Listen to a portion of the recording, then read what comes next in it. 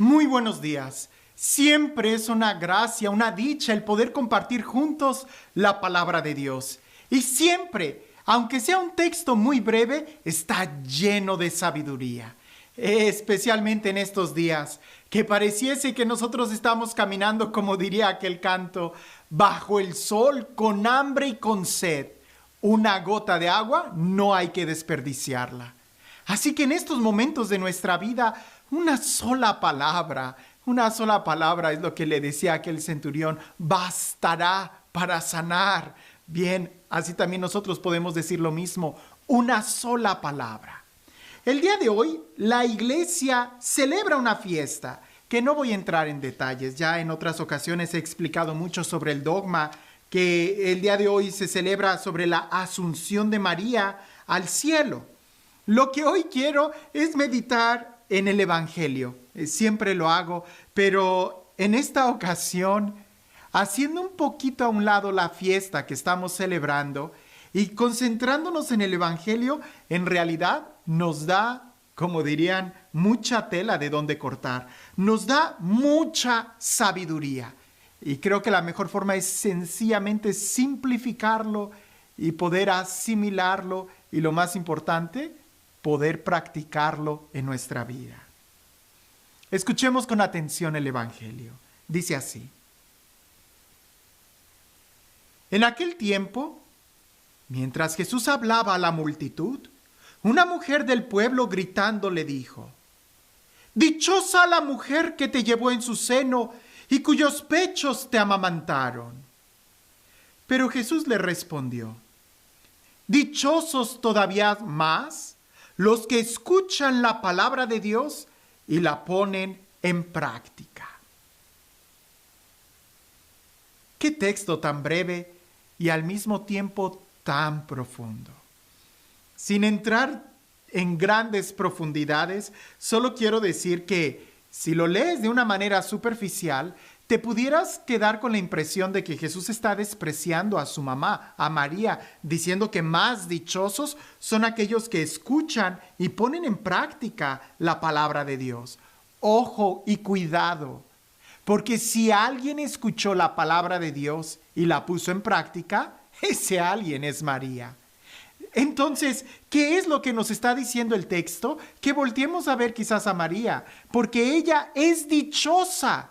Sí, por ser la mamá de Jesús, indudablemente, pero es más dichosa por haber escuchado la palabra y por ponerla en práctica. Y en eso, tú y yo sí podemos imitarla. En eso tú y yo sí podemos asemejarnos a ella. En la atención que nosotros pongamos a la palabra de Dios y en la medida en que nos esforcemos por ponerla en práctica.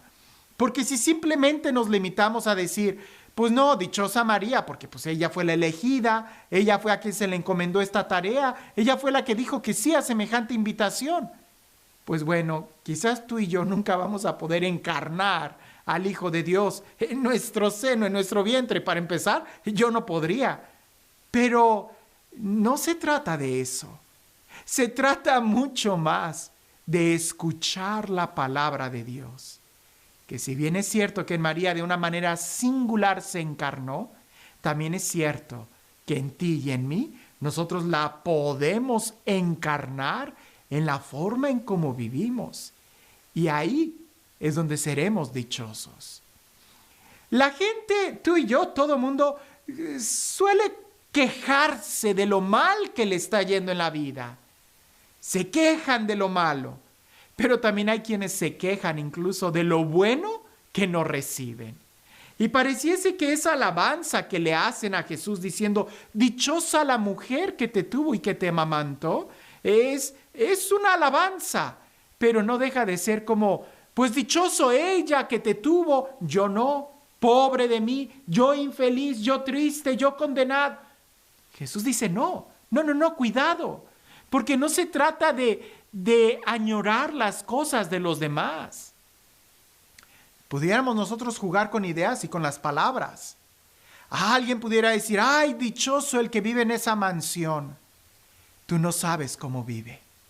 Dichoso el que tiene ese carro último modelo deportivo. tú no sabes cómo vive la persona que lo está manejando. Oh, dichoso el dueño de esta compañía que nunca va a tener hambre. Tú no sabes cómo está viviendo esa persona.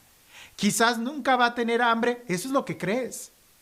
Pero quizás tenga una enfermedad que le impide el alimentar. Quizás tiene úlceras, quizás tiene muchos problemas que tú no sabes. Y entre esos juegos siempre hemos visto personas que dicen, dichoso el dueño de la compañía, y el dueño de la compañía dice, dichosos mis trabajadores que no tienen que preocuparse de todo lo que yo me tengo que preocupar. Y créeme, no se trata de las cosas externas. ¿Qué es lo que en realidad hace feliz a una persona? No son las coincidencias, o no son el destino, o no son las cosas externas que recibe, sino más bien el cómo vive. Y en ese sentido, más dichoso es aquel que vive en la voluntad de Dios. Más dichoso es aquel que es feliz, y no el que tiene, y no el que vive de una u otra forma, sino el que sabe vivir bien. Y para eso tenemos que escuchar la palabra de Dios. Por eso digo que María es doblemente dichosa, por la singularidad que ella tiene al ser la madre de Jesús, la madre de Dios hecho hombre, y también, y de una manera radical y plena, por ser obediente a la palabra de Dios. Eso es lo que nos da a nosotros la verdadera dicha.